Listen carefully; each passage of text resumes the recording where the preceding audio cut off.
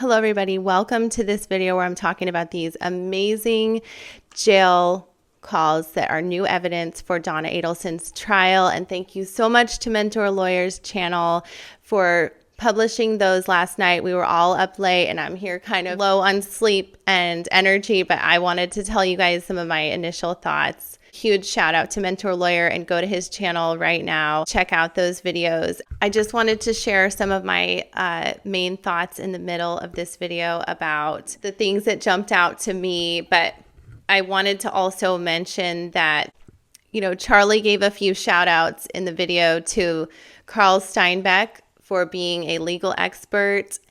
And he said that everyone's an expert now. The freedom on YouTube, I think that there is a lot of freedom. It is a double-edged sword, but it's interesting. Some of his friends and family are telling him about these things. I also wanted to mention this juror number 15, how he said he had that guy, and Mentor kind of said that was a nothing sandwich, and Katie Kool-Lady talked about it a little bit on the show. I definitely know which juror they're talking about. It was just a juror that seemed to be on Charlie's side and the one who was going to talk about juror misconduct, and then that whole thing was dropped. But it was interesting to hear Charlie acknowledge that he had that guy. In the middle of this video, I'm going to talk about, we hear a mystery man's voice on these phone call logs, and I did a little research, and it's a guy from Texas, and I never knew who this was. I still don't know who it is, but it was really interesting to hear the verification that is his baby mama, and also to hear that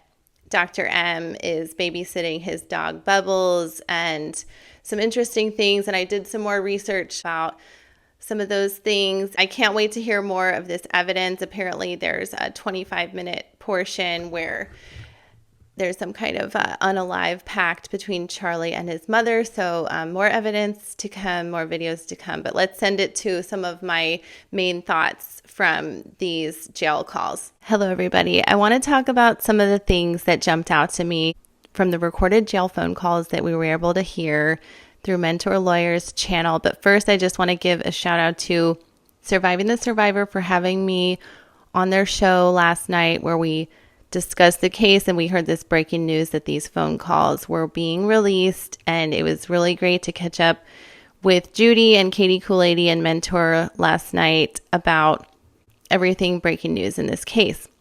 The things that jumped out to me the most, I just want to share some of my instant notes and thoughts that I wrote down. I thought it was really interesting that Charlie said he thought he would be getting out, so he gave away his food from the commissary to a friend in jail, which I think he said that friend gave him the food back because he thought he would be going home. And he wrote Ben a letter, and he didn't write back.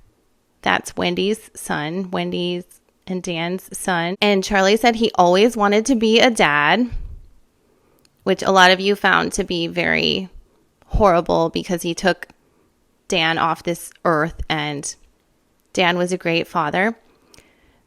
And then Donna said, they're not finished with this family, which I want to do another breakout video about that comment. And Donna knew what was coming. And then Charlie said, these people blank hated me, which is very true. And Charlie says, I should have trusted my gut. And then Charlie says on the 6th, he says, I cried a little bit. We heard him crying on these phone calls. He says he said, I'm mad at myself. And he said, I saw the freight train coming. Charlie asked about Wendy, how is she? And Donna says, very upset.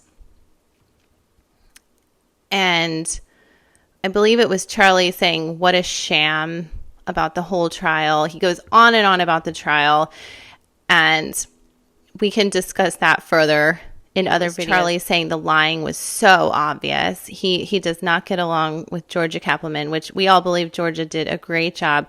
He says she was painting a picture. He said this case would have never been won in Tallahassee. He says it was such a joke with no evidence what she could pull off. They painted a picture and then Donna says they painted a picture. People hated you from the picture they painted. And then I saw that I heard that he said Janet has the dog or something. I believe this is the person on the phone calls who's Dr. M, which I kind of verified from a few of those cues. I verified she's living in his Whale Harbor house, and I believe that she has his dog Bubbles. And then Charlie goes on to say this wasn't a real trial, and these people were waiting for the hanging outside. And he talks about this unemployed sweatshirt that the police grabbed when he was arrested. He thought he was being robbed. And Donna's going on and on about how she had everything ready for him at the house and he thought he would see his dog again. I wanted to share with you all some of my notes about the very first phone calls. Okay, these phone calls were the very first phone calls after Charlie's conviction. And the first phone calls were to Donna, which is what we heard instantly. And then I don't recall hearing any from Dr. M, his lady friend. But let me know in the comments below. I haven't quite gotten through the 5 hours, but I'm almost pretty sure I've jumped around and heard most of it. Obviously, we don't hear any calls from his lawyer. We do hear those phone calls from Donna, though. So let me also go on looking at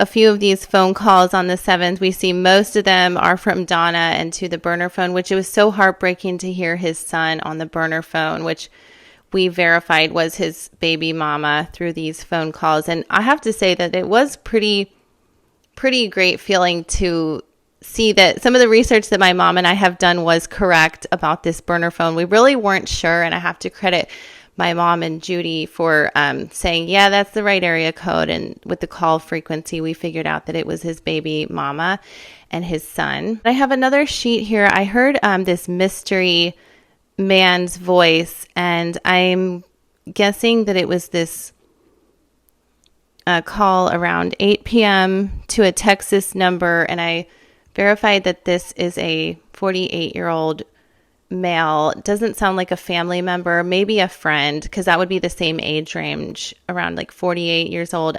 Don't know if this person, actually, I did verify that this person lives in Corpus Christi and is 48 years old. And I do want to protect people's names. I don't know how they know each other, but I found all this very interesting, and going to definitely request more of Donna's call records and jail logs. I don't know what they'll give me, but whatever they do, I will research it and look at it for everybody and get you things that I find pertinent to this case. So thank you so much for listening and liking and subscribing. Have a wonderful day. All right, everyone. Thank you so much for watching and liking and subscribing. I look forward to hearing more of these jail calls, and I'm definitely going to be requesting more of Donna's records and keeping you updated on the Jared Brightigan case. I'm working on Mario's file right now. More jail info to come from different cases and this case. So thank you so much for watching and liking and subscribing. Have a wonderful holiday season.